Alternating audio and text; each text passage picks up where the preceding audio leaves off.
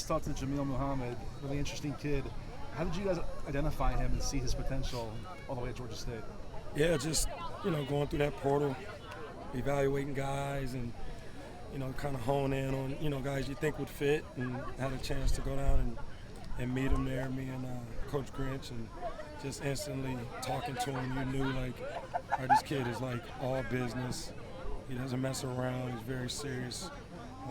Already really, had his academics squared away, the whole nine. So that was really refreshing that now that he's here, he is exactly what he was when we first met him. So, and doing a great job. What did this film show, and was there like one play that just jumped out to you that kind of locked him in as a put down? Yeah, I mean, the biggest thing, obviously, just a huge need for guys that can get to the quarterback. I mean, that was just a big focus this year.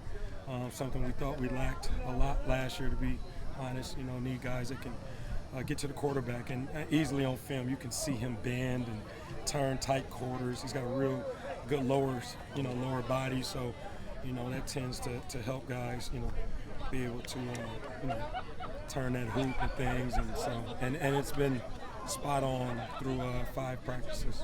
Any part of him that's still raw just because he hasn't had a ton of experience in that position?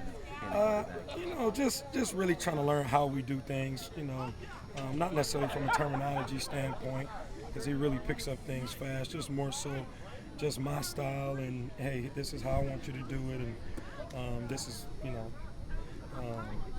same thing you were talking about, but this is how we do it. You know what I mean? But you don't talk about a fast learner now. It's like one time and he's got it. So again, great get in the portal for us. Were you surprised to learn he'd only been playing for a couple of years? The one thing that's interesting about him, he was recruited out of high school to be a quarterback. So I knew going in, you gotta be pretty sharp, and he was actually a quarterback at Vanderbilt. So I knew, like, okay, I got a guy that's, got some wits about him, but not really any surprises. He's been spot on what we thought he'd be. I know Lincoln has talked about wanting to get more production from multiple guys as opposed to relying on, especially Thule with the one guy.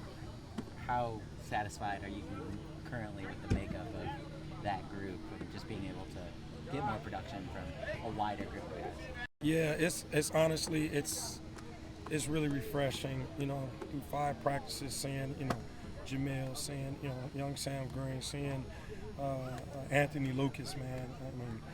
I mean, solos. I mean, these guys are taking a step, man, and just having more bodies, you know what I mean? I think you can never have enough pass rushers on a guy, on a team, and that's what kind of separates a lot of teams, just having guys that can just keep rolling in there, so. Are all those guys working at your spot and DN? Are they going back and forth? Yeah, we're doing a lot of back and forth, a lot of cross training. It's a lot of carryover to the positions. One guy's on 2 feet, one guy's in a 3-point stance, but there is a lot of carryover, and I think that's something. Even last year, I mean, Nick Fig played a lot of ball for us last year. He really was an end, playing that weak side position. So same with Solomon Bird. So we tend to cross train those edge guys. Outside of noticing the lack of maybe getting to the quarterback that you mentioned earlier, what are some of the other things that you noticed from last season about the defensive line? Well, it's first year, so that you're going to notice a whole lot that you want to improve on. I think we had a ton of missed opportunities when we got to the quarterback. If you watch the film, it's not the lack of necessarily getting there, but it's finishing. And so one of the big things we saw on film was that we weren't kind of getting under control once we get back there, and so we've really tried to focus these early days on, your footwork, long stride, short stride, shuffle, shoot, like get under control as you get back there, and then focusing on where we're attacking the quarterback. A lot of opportunities we were too high, slipping off of guys, grabbing around the waist or even higher, and so we just have put a lot of emphasis on body position at the point of contact and just how we finish at the ball. So, and I think it's been paying dividends. I mean, it's practice, but we've been seeing some good positive steps that way. We talked to Alex on Tuesday kind of about just the aftermath of the bowl game and how you guys processed all that. What do you recall from coming off that game and when you guys got back together, how you made sense of it, move forward, all that stuff? Yeah, I mean, obviously it was gut-wrenching. you know, it really hurt for those seniors and those guys, you know, playing their last games. You can, you know, obviously would understand having the type of year we had. We want to finish, you know, and so we didn't get that done. So that starts with us as coaches. We take full ownership in that, and as you said, you know, we look each other in the eye, just like any season. You know, had we even won that game, we're going to look ourselves in the eye and say, hey, what are the things we can do better going forward? And those are not fun conversations. Those are not, you know, hands around each other meetings. Those are very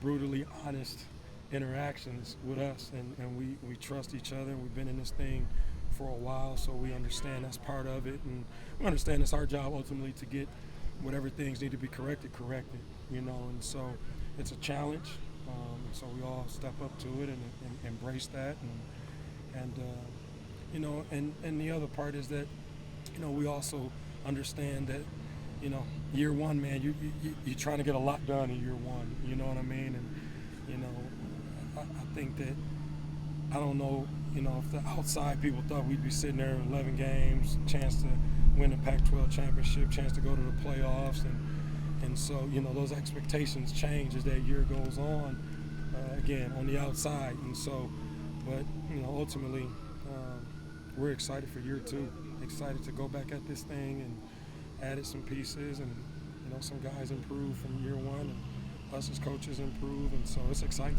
Let's do one more. I know you talked about a lot of guys cross-training. Yep. You've gotten pretty used to not having a ton of edge rushers over there, it seems like.